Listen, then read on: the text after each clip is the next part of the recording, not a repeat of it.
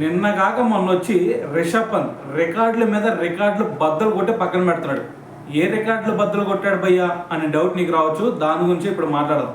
మనకి Indian team తరఫున చాలామంది వికెట్ కీపర్స్ వచ్చారు, వెళ్ళిపోయారు కదా. మరి అయితే ఇండియన్ వికెట్ కీపర్స్లో మాత్రమే కాదు, మనకి ఏషియాలో చాలా టీమ్స్ ఉన్నాయి క్రికెట్ టీమ్స్. సో వాటిలో కూడా చాలామంది వికెట్ కీపర్స్ వచ్చారు, వెళ్ళిపోయారు. అయితే వీళ్ళందరిలో కలుపుకుంటే ది బెస్ట్ అనిపించాడు రిషబ్ పంత్. ఎందుకు భయ్యా అంటే, ఎందుకంటే మనకి ఇంగ్లాండ్ మీద ఈ సిరీస్లో ఫస్ట్ టెస్ట్లో 2 సెంచరీలు కొట్టాడు, గుర్తుందా?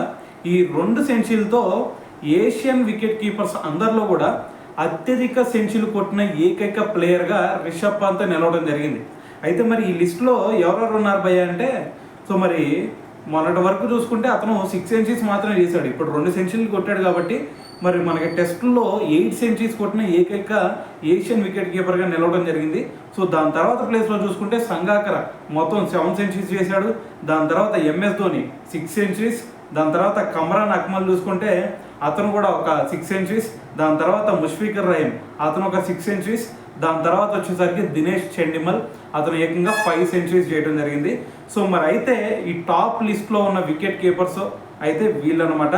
సో మరి రిషబ్ పంత్ రికార్డ్ని బ్రేక్ చేసే అంత ఎబిలిటీ ఉన్న వికెట్ కీపర్ ఎవరైనా ఉన్నారా?